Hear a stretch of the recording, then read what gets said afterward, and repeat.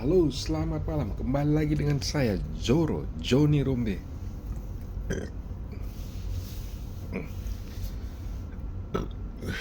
Aduh, seperti masuk angin nih. Apa kabar kawan-kawan?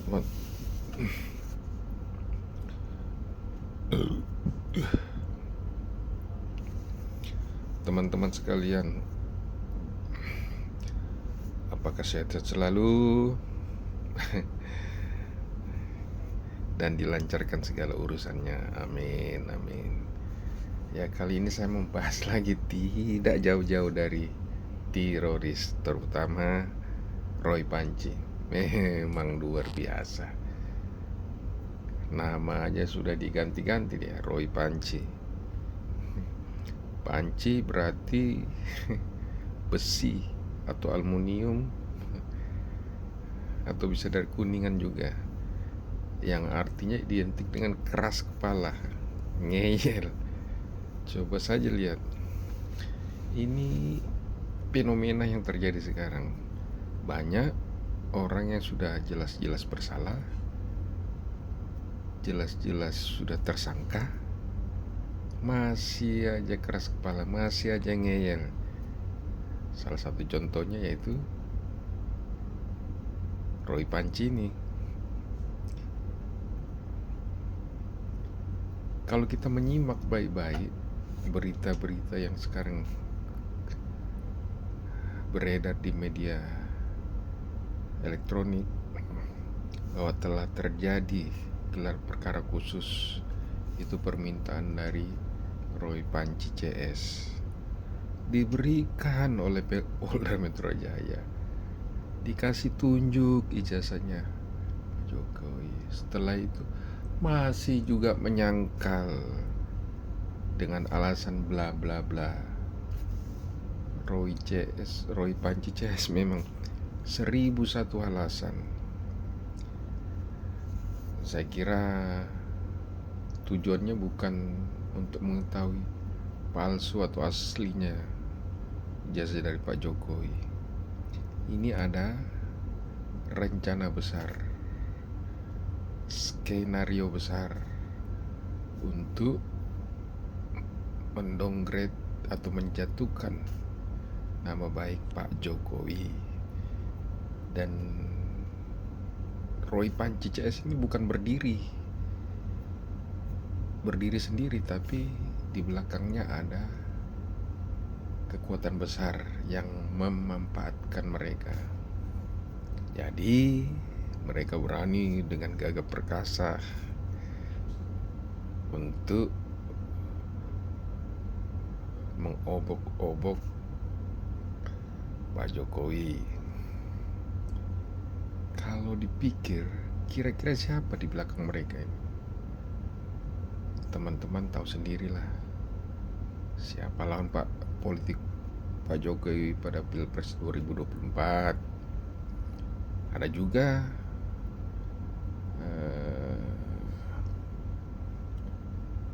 musuh dalam selimut. Pasti kawan-kawan sudah tahu. Cuma mereka bermain halus, bermain cantik. Makanya orang seperti Roy Panci ini sudah jelas-jelas salah, sudah jelas-jelas menyeret sang, masih ngototnya luar biasa, masih kekehnya bahwa dia tidak bersalah. Nanti mereka mengeluarkan statement bahwa kami dikriminalisasi. Dan kawan-kawan bisa lihat Roy Panci CS itu siapa-siapa saja. Mereka ini mantan pejabat, bukan oposisi. Ada yang mantan menteri, ada yang mantan komisaris, dan lain sebagainya. Dan mereka ini, mantan-mantan ini, sakit hati karena dipecat. Kenapa dipecat? Karena tidak bisa kerja. Yang begitu logikanya. Kalau di perusahaan kita bekerja, tidak bisa bekerja, kondisi kita baik, tidak baik, ya dipecat oleh perusahaan. Itulah yang terjadi dengan Roy Panci CS. Roy Pilhalun dibilang pakar menjadi komisaris kepala karena tidak tahu kerja, makanya dipecat. Siapa lagi? Kalau kawan-kawan perhatikan bahwa mereka ini mantan-mantan pejabat yang tidak bisa bekerja, yang tidak bisa melakukan tugas dan tanggung jawabnya, makanya di send off oleh bos-bos mereka. Mereka terjadinya pada saat apa itu? Pada saat di pemerintahan Pak Jokowi. Kalau Roy Panci ini sudah pernah menjadi terpidana, entah kasusnya apa itu, korupsi kah apakah, dan saya kurang tahu persis ini kenapa dia masuk penjara si Roy Panci ini. Tapi kalau kita mau lihat lebih, kalau kita mau tahu lebih jelasnya, mari kita mencari berita-berita yang mengenai Roy Panci. Mengapa dia senekat ini, sengotot ini? Apakah dia tidak memikirkan istri, anak, dan keluarga-keluarganya?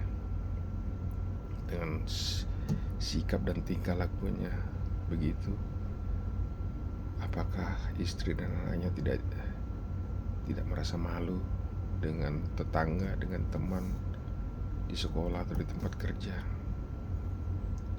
Atau keluarganya mendukung? Mari kita saksikan kelakuan Roy Panci yang ngototnya luar binasa.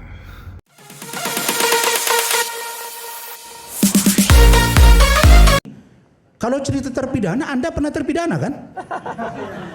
Lah, saya tolong jawab dulu, pernah nggak Anda terpidana? Ya nggak apa-apa, saya sudah jujur. selama. Lah udah, tapi kan saya Jadi jalani Anda prosesnya. jangan merasa. Saya jalani prosesnya, mau apa? Gini ya. Tapi kamu tadi goblok itu mengatakan bahwa Udah, itu jangan linier. dong, jangan Nggak ada kata-kata ilmu itu linier dong. itu Jangan kuno. kata-kata itu dong. Saya berikan kesempatan pada Bung Rasman, silakan. Bismillahirrahmanirrahim. Selamat malam.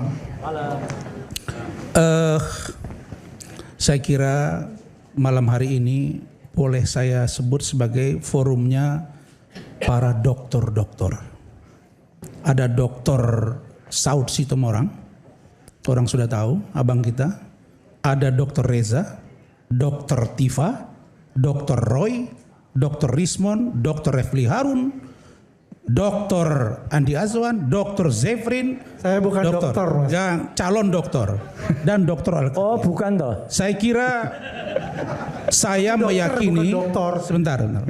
Saya meyakini kita akan menyampaikan sesuatu secara intelek tanpa melakukan apa yang disebut dengan yaitu sifat menyerang pribadi orang lain. Argumentum ad hominem, itu bahasa hukumnya. Nah, pertama supaya lebih rileks, saya mengucapkan selamat terhadap iNews TV yang telah terpilih sebagai TV dengan subscribe 10 juta dan mendapat Diamond Award. Betul ya? Ya, oke. YouTube gitu ya? Ya, YouTube. Oke. Yang kedua, ada banyak pertanyaan ke saya. Apakah rakyat bersuara dengan hostnya Pak Aiman Wicaksono itu netral atau tidak? Saya jawab di sini sangat netral dan tanpa pesanan. Ada yang bertanya, apakah ini pesanan menyerang si A, menyerang si B? Saya beritahu, saya contoh kasus. Ada 2 kali rakyat bersuara mengangkat topik saya dan Firdaus Oiwobo. Itu tanpa pesanan dan murni karena kasus yang sedang naik dan terupdate di masyarakat. Karena itu saya berharap mari kita menghargai forum rakyat bersuara ini untuk memberikan informasi yang akurat kepada masyarakat Dan sekali lagi, kalau, ini mohon maaf, kalau Bung Roy Suryo dan Dr. Tifa keberatan dengan kata-kata dari Bung Andi Azwan, sahabat saya, bahwa, nah itu kalian saya sebut sahabat langsung a priori, ya, yaitu ada ilmu dari alam goib, sampai marah dan berdiri. Tapi satu sisi, Bung Roy dan Bung Dr. Tifa mengatakan ada monyet yang menyuntik dan simpatse, Anda tidak merasa itu sebuah penghinaan. Nah, menurut saya ini adalah aktor intelektual yang digunakan dengan tanpa uji ilmiah yang harusnya tidak perlu dokter untuk ini. Anak tamat SMP pun paham. Jadi saya berharap janganlah lakukan kata-kata itu. Monyet tuh analoginya Jadi, siapa? ya, tapi kan analoginya kita tahu semua. Oh, Nah, terhadap beliau yang nuduh. Ya, terhadap kasus ini. Baik, saya masuk pada poinnya. Saudara-saudara, kasus dugaan ijazah palsu Bapak Joko Widodo ini telah berlangsung lebih kurang 10 bulan. Lalu banyak yang bertanya, kenapa kok kasus Pak Asrul Sani tidak ribut seperti kasus yang diperdebatkan oleh Roy Suryo terhadap Pak Jokowi? Jawabnya singkat. Karena dibilang Pak Asrul Sani langsung menunjukkan ijazah. Nah, pertanyaannya, kalau orang yang melaporkan ijazah, dugaan ijazah palsu Pak Asrul Sani itu, dia membawa ke proses hukum dan dia tidak teriak-teriak di media dan tidak melakukan uji lab dan lain-lain atas nama uji ilmiah. Saya mau tanya, apakah Bung Roy Suryo punya sertifikasi seorang ahli telematika? Jawabnya tidak. Saya katakan tidak. Tolong matanya lihat sebentar ke sini. ya. Tolong matanya lihat ke sini ya. Sebentar. Ya. Sertifikasi. Ini adalah surat SK setara dengan sertifikasi ditandatangani oleh menteri. Ditandatangani oleh Menteri Komunikasi waktu itu. Iya. Mas Roy. Artinya Anda jangan yang ngawur. diakui keilmuan itu adalah linier. Iya. Linier S1, S2, S3. Ilmu kuno ini, ilmu tidak bodoh linier. lagi. Anda Ini jangan bodoh lagi. bilang saya bodoh. Pemenang Nobel Fisika sekarang itu orang fisika enggak? Begini. Ini konyol nih pikiran nih. Begini. Sebentar. Anda itu status siapa? Terpidana kan? Terpidana enggak? Oh, udah terpidana masih ngomong kayak gini lah. Ngaco lah. Mas Roy belajar hukum dulu. Iya udah, terpidana kan? Makanya ngaku jujur enggak? Udah Terpidana enggak? Silakan Bang Refli Harun udah ketawa lihat Anda. Iya, tapi terpidana enggak? Tidak. Mana kok tidak? Sudah jelas tuh lihat. Kalau saya terpidana saya tidak ada di sini, bodoh. Oh, terpidana tapi tidak ditahan. Bodoh sekali Anda. Ini konyol ini. Tolong diinikan. Makanya saya bilang, Biar selesaikan dulu. Anda bercerita, Anda keberatan dengan seolah-olah Anda orang paling bersih. Soal sertifikat, soal pendidikan linear tadi konyol. Dengar dulu ini ya. pikiran kuno, old fashion ini, goblok ini. Terkasih Jadi gini ya, saya jelasin ya. Saya jelasin ya. Saya bukan terpidana Pak Roy. Iya, Saya dalam Hotman proses apa? kasasi. Lah iya kan. Di sini ada ahli hukum. Anda belajar ilmu belum hukum dulu. inkrah aja udah. Sudah. Udah. Soal status nanti. Baik ya, Kesan jadi pertama apa? Anda Pendidikan saya pertama luruskan apa? ya. Soal status Baik. nanti, silakan. Sekarang kalau kita melihat, sebenarnya saya paham ya. Ya namanya status sekarang tersangka, bisa saja rasa emosionalnya muncul. Karena saya pernah merasakan itu. Tetapi kalau cerita terpidana, Anda pernah terpidana kan?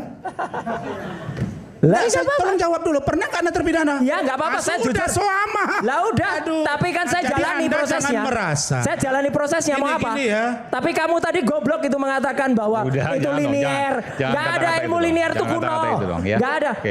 Pemenang Nobel Fisika sekarang bukan orang fisika. Saya Pemenang mau tanya. Nobel Kimia Sebentar, sekarang saya itu mau ada tanya. 3, yang 2 bukan orang kimia. Anda pernah tidak? Iya toh? Anda pernah Kacau. tidak kursus belajar berapa lama tentang telematika? Jelas, Di mana? ada sertifikasinya. Bentar. Jelas. Oke, kalau silakan itu Mas jelas. jawab. Di mana? Pernah nggak? Di Jelas mana? bahwa saya mengikuti semua shortcut Di itu mana? bahwa ada. Di mana tempatnya? Ada di Singapura ada. Di mana? Apa namanya? Ada di Singapura. Ada Namanya udah. apa? Dan ini sekali lagi. Bukan itu pengakuan namanya ini udah jelas. kesetaraan. Ini pengakuan ini jelas Makanya ya. Anda. Dari Kementerian Hari ini, Komunikasi Informatika bentar ya. itu jelas. Nama Kemarin- saya jelas di situ ada. Mas Roy. Tuh, nama saya jelas Mas di situ Roy. ada tuh. Namanya ada Mas tuh. Roy. Setara dengan Direktur Sukovindo. Roy. Setara Oke. dengan Land Kemarin, Industri. Setara dengan sebelum ditunjukkan Indosat. ijazah Pak Jokowi, Anda ribut. Mana ijazah? Loh lah iya, Kan? jelas. Setelah Nggak ada ditunjukkan ijazah. Anda bilang, saya asosiasi fotografer hantu. Loh iya Urusan- memang. Kalau itu ya. Jadi sepertinya Anda Saya ini nggak wakil pernah ketua. puas. Kalau soal fotografi Baik, nggak usah tanyain lagi. Oke, Saya oke. akan ikut intelektual dengan Iya. Bang Reza. Oke, Bung Ini, Rasman, sebentar, pertanyaan Orang bukan nggak itu. intelek, Pertanyaannya ngomong tadi, intelek nih kacau apa nih. yang disampaikan oleh Bung Reza Indragiri itu relevan. Iya, Kalau bagus. seandainya ada forensik, maka harus ada forensik jawab ini. tandungan. Saya Iya, mau silakan. jawab ini. Forensik tandingan, silakan. Saya sebenarnya 2 minggu lalu diskusi dengan Bang Reza dan curhat. Betul nggak Bang Reza? Kami berbicara. Jadi apa yang disampaikan Bang Reza malam hari ini adalah sebuah masukan yang konstruktif, Bang Saud. Ada ketidakberimbangan dalam proses penyidikan sampai pada tahapan kekejaksaan yang disebut dengan eksaminasi. Itu menguji, itulah dia Bang. Diuji, harusnya diuji di mana? Ketika berkas dari kepolisian masuk ke kejaksaan. Harusnya ada eksaminasi di situ Bang Saud. Bahkan kalau kita lihat pemahaman dari eksaminasi itu adalah menguji putusan pengadilan dan atau dakwaan jaksa. Tapi Bang Reza mengatakan mari kita uji di forum pengadilan. Saya mendukung itu. Saya mendukung agar dilakukan keseimbangan di forum pengadilan. Oke, saya sempat mendengar, sebentar. Kalau nggak salah, apa maksudnya? sebentar aja. Nanti silakan dijawab. Iya. Bung Refli pernah menyampaikan ke saya bahwa ketika nanti di forum pengadilan, mungkin tidak akan pernah ditunjukkan ijazah itu. Anda meyakini itu? Boleh kasih? Ada? Oke. Makasih ya. Saya kesini tidak diundang sesungguhnya, tapi saya minta Aiman apakah bisa saya datang dan saya. Enggak, tadi Anda katakan itu ya. Ya. Oke. Jadi begini ya. Karena penting ini, karena nunggu di pengadilan tapi Anda nggak yakin bahwa di pengadilan nggak akan mungkin juga atau kecil kemungkinan. Silakan. Jadi ada 2 faktor yang ingin saya katakan. Pertama adalah Bambang Tri dan kemudian Gus Nur kasusnya, dan yang kedua apa yang dikenakan kepada mereka RRT ini. Kalau kita lihat Bambang Tri dan Gus Nur itu dikenakan pasal menyebarkan berita bohong dan akhirnya inkrahna ujaran kebencian.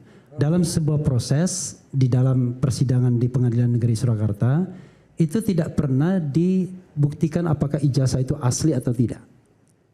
Jadi yang hadir cuma fotokopi dan lain sebagainya. Sehingga sebenarnya atas dasar apa mereka dihukum? Itu pertanyaannya. Nah, yang kedua, kita di sini euforia seolah-olah bahwa nanti pengadilan akan membuktikan apakah ijazah itu palsu atau tidak. Saya suka mendengarkan apa yang disampaikan Reza tadi bahwa harus ada fairness. Karena kita bicara tentang level of trust dari institusi penegakan hukum kita. Cuma masalahnya adalah nanti apakah pengadilan itu akan membuktikan bahwa ijazah itu palsu atau tidak. Saya tidak begitu yakin. Kenapa begitu? Karena kalau kita lihat pasal-pasal yang dikenakan itu nanti berkutat pada pembuktian apakah Pada konteks level of trust. Boleh dijawab dulu. Ya. Jadi apa yang disampaikan Bang Refli, saya kira saya masuk pada fakta empirik yang saya alami Bang Refli. Contoh, ini masalah level of trust. Dari lidik, sidik, tersangka, pemberkasan, P21 persidangan. Kasus saya, ya Bang Reza ya, saya cerita. Ini masukan, jadi justru Bang Roy, saya sekarang Mas Roy berusaha untuk bicara lebih tenang dan di tengah. Itu pesan Bang Refli tadi. Dan Bang Al-Khatiri. Apa itu? Kasus saya, dugaan pencemaran. Oke? Ketika di proses lidik dan sidik, polisi mengatakan disita Instagram 1 orang tersangka lagi. Saya nggak usah sebut nama. Dan disita HP-nya. Ternyata di persidangan Bang Reza, JPU ketika saya tanya, tidak ada HP yang disita, tidak ada Instagram yang disita. Inilah level of trust. Yang kedua, ketika di kepolisian, si klien saya mengatakan tidak pernah tanda tangan kuasa. Sehingga saya menjadi tersangka. Tapi di persidangan, alasannya apa? Katanya sudah lakukan cek. laboratorium forensik. Saya ajukan bagaimana supaya saya melakukan uji lab di luar yang independen, Bang Saud. Tapi tidak dikabulkan. Maka saya bertarung di pengadilan.